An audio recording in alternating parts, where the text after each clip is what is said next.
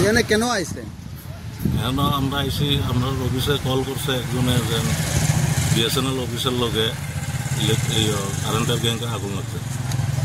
আদৌ কি এখানে কোনো ফায়ার ইনসিডেন্ট হয়েছে? দেখি কোনো আগুন টাগুন নাই। কোনটা করতে আইছে স্যার? নাম্বারটা কত?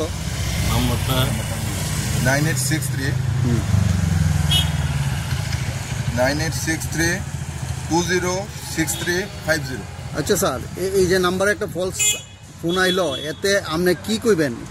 এতে তো দেখেন এই সময় যদি অন্যখানে কেউর বাড়িঘর যদি ঘুরা যায় এত অসুবিধা যায় না। আমরা ফলস করলে যে নাইছি এই সময় তো অনেক কিছু ঘটতে পারে, অনেকখানা এরকম ফলসার ফোন আপনাদের দপ্তরে আইসি না? এরকম আর ঘটনা ঘটছে?